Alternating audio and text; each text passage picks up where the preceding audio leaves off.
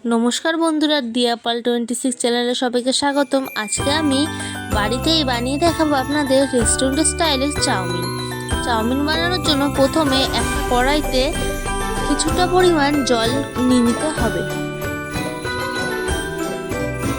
এবার এই জলের মধ্যে অ্যাড করে দেবো হাফ চা চামচ নুন আর 1 চা চামচ রিফাইন অয়েল, যাতে চাউমিনটা ঝুরঝুরে থাকে আর গায়ে না লেগে যায়। জল উষ্ণ গরম হয়ে গেলে এর মধ্যে আমি 1 প্যাকেট চাউমিন দিয়ে দেবো সিদ্ধ করার জন্য। চাউমিনটা 5-6 মিনিটের মধ্যে কিন্তু ভালোভাবে সিদ্ধ হয়ে যাবে। চাউমিনটা সিদ্ধ হয়ে গেলে আমি একটা ঝুড়ি বা এরকম ঝাঁঝরির মধ্যে জলটা আপনারা ঝরিয়ে নেবেন। দেখুন, জলটা ঝরানোর পর আমি একটা কড়াইতে দিয়ে দেবো সাদা তেল। তেল গরম হয়ে গেলে এর মধ্যে আমি দিয়ে দেবো আলু কুচি, গাজর কুচি,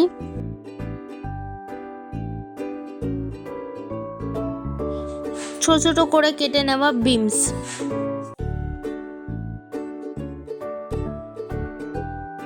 মধ্যে দিয়ে দেবো এবার স্বাদ মতো নুন দিয়ে ভেজিটেবলগুলোকে 5 থেকে 6 মিনিট ভালোভাবে ভেজে নিতে হবে।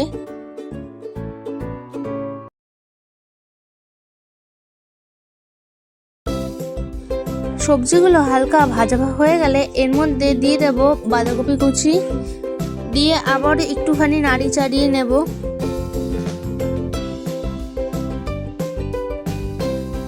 হালকা একটু ভাজা হয়ে গেলে এর মধ্যে আমি দিয়ে